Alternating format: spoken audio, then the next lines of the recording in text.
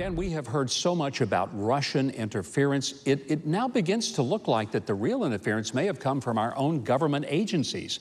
What's your take on that? Well, Governor, not only was there Russian interference, the Russian interference was legitimate. It was just legitimate on the Democrat side.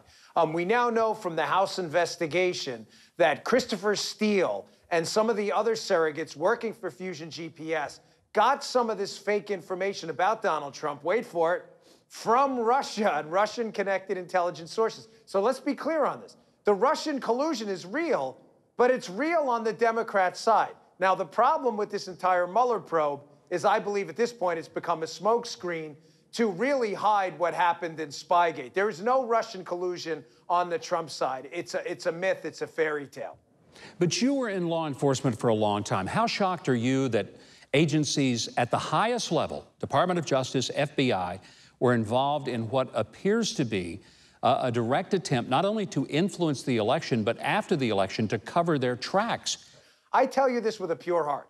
If this would have happened to Barack Obama, God forbid, under a George Bush administration, I would be equally as outraged. You know, Governor, when you have the awesome power of the federal government in your hands, as I did as a federal agent, that's not hyperbolic. The power to take freedom as a federal agent and, God forbid, someone's life is an awesome power. That is an awesome power. But it's a frightening power, too.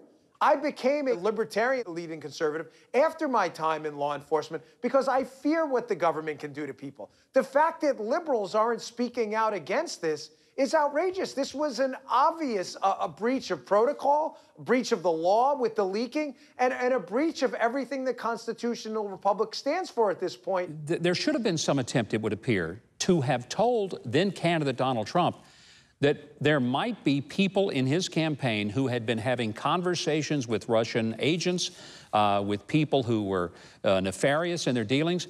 They knew that they could have told him. They did not. You have to help me understand, why didn't they and shouldn't they have done that? The reason is they didn't see the hiring of Carter Page and George Papadopoulos as threats. This is important.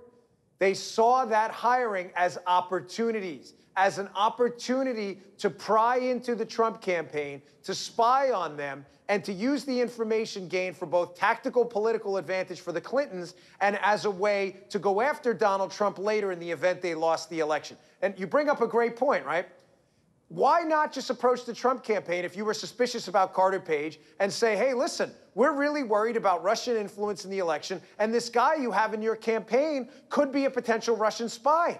That didn't happen. And Governor, what makes it even worse, the FBI had already worked with Carter Page. They used him as a source in the Buryakov case to do what? To prosecute a Russian spy. So he was good enough to catch a Russian spy, but he wasn't good enough to warn the Trump campaign about later? It makes absolutely no sense. You've worked with a lot of federal investigators from your Secret Service career, but also people in the FBI and other federal agencies. How much confidence do you have in the Mueller team to play this straight, to actually just look at the facts, as Jack Webb would say in Dragnet, just the facts, ma'am, just the facts? How confident are you that that's what they're going to do and nothing but that? Zero?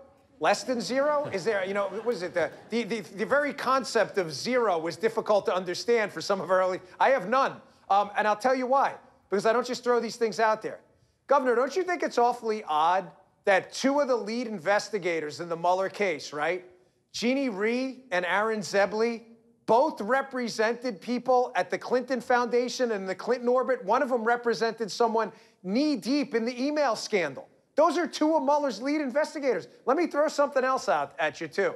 A source in the Mueller campaign being used to prosecute Trump and the Trump team here is being represented by Obama's former White House lawyer. I have zero faith in this team at all. The conflicts are deep. Well, I'll throw one more at you. The woman who took John Brennan's place at the White House as the Homeland Security advisor, who was in the Obama White House as Spygate was happening, was Bob Mueller's old chief of staff. The conflicts are too deep. I have zero faith in this team. Bob Mueller needs to go. He should have been fired a long time ago, but he has too many conflicts to conduct an honest investigation. Well, Dan, one thing I never have to worry about is will you shoot straight with me? And you certainly have tonight.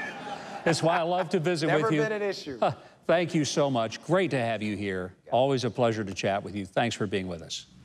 Well, Dan knows that there are foxes in the Washington hen house, and they carry a badge. Let's just hope they can be caught and prosecuted for serious abuse of power and partisan misdeeds. I hope you'll also check out Dan Bongino's podcast. He takes on the latest issues and breaks through the political rhetoric to get right to the straight heart of the truth. Just head to Bongino.com. You can listen into the podcast.